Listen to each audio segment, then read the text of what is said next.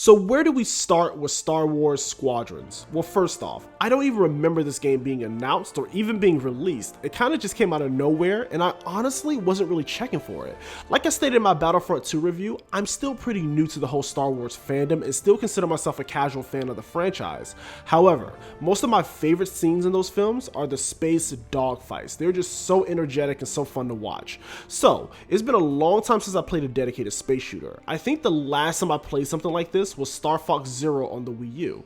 After watching a couple friends play Squadrons on Twitch, I actually liked what I saw and became curious, so why not give it a go? So Star Wars Squadrons is a first-person cockpit space shooter. Essentially, you're always in the first-person perspective and using all your tools and functions of your ship to take down either X-Wings from the New Republic or Imperial TIE Fighters. In the campaign mode, you're playing from the perspective of the pilots from both sides, the Vanguard Squad that represents the New Republic and the Titan Squad for the Empire. The story takes place after Return of the Jedi and surrounds around Project Starhawk.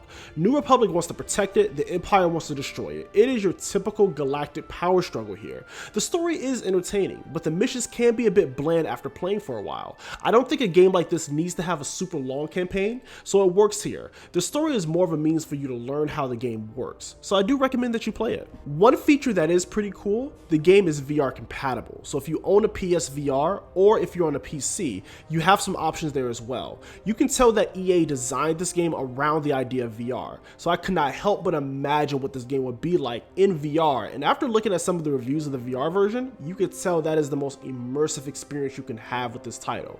So if you have a VR headset, try it out. Now, similar to Battlefront 2, the biggest draw to Squadrons will probably be the multiplayer, so let's take a look at the gameplay.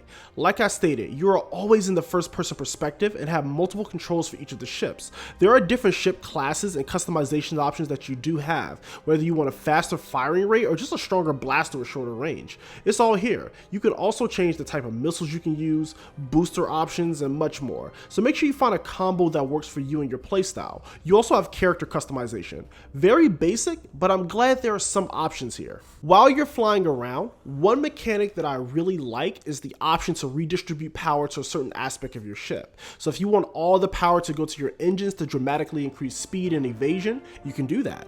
Or if you want to put all your power in your blasters to wreak some serious havoc on ships that are close to you, you can do that as well. It all tailors to your playstyle and adds some strategy to the gameplay. The flight controls are tight and very responsive, so there was no issues there.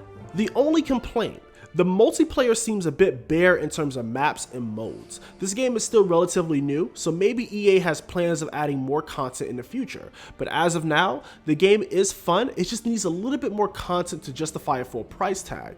I always see this game discounted and on promo, so I would say around $30 to $40 is a reasonable price for a game like this. Overall, the game is fun, and I can see myself popping in for a couple rounds during my downtime. Give it a shot, you may actually enjoy it. I thank you all for watching, and I'll see you next time.